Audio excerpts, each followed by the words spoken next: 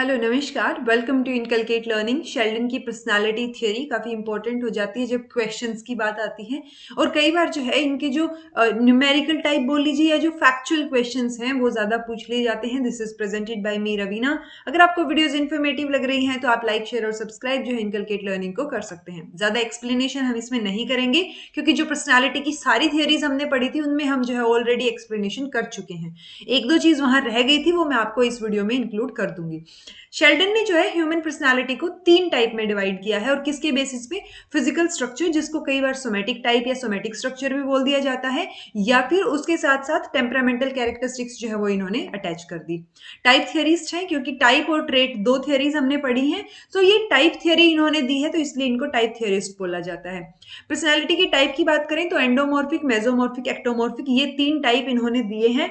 अब इसमें किसके बेसिस पे, अगर बहुत ज्यादा डीप में अगर आपसे क्वेश्चन पूछना चाहेगा एग्जामिनर, तो ये जो विसरा और जो सोमेटिक स्ट्रक्चर हैं वो किस तरीके से डेवलप हो रखे होंगे उस पर्सनालिटी टाइप में, ये भी पूछ सकते हैं। ऑल्दो इतना डीप में आज तक नहीं पूछा गया है।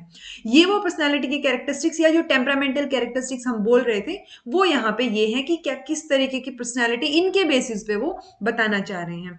विसरा क्या होते हैं? जो लार्ज इंटरनल ऑर्गन्स या फिर सॉफ्ट ऑर्गन्स हम इनको बोल देते हैं, जैसे हार्ट हुआ, लंग्स हुए। और ऐसे ही सोमेटिक स्ट्रक्चर क्या होंगे? जो सेंसरी और मोटर नर्व से रिलेटेड होंगे। एंडोमॉर्फिक में क्या होगा?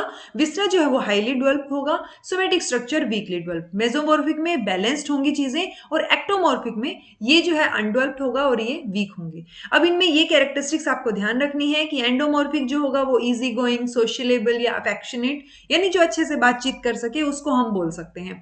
मेसोमॉर्फिक जो है वो एडवेंचरस होंगे, असर्टिव होंगे, करेजियस होंगे, मस्कुलर एक्टिविटी, क्योंकि वो एडवेंचरस और करेजियस है, एनर्जेटिक है, तो वो मस्कुलर एक्टिविटी की उनमें क्रेविंग होगी कि वो ज्यादा से ज्यादा फिजिकल एक्टिविटी, मस्कुलर एक्टिविटी वो करना चाहें। एक्टोमॉर्फिक जो है वो शाई, सेंसिटिव, पेसिमिस्टिक, रिजर्व्ड, अनसोशल, यानी कि एंडो से एग्जैक्ट ऑपोजिट जो है वो हम इसमें मान सकते हैं।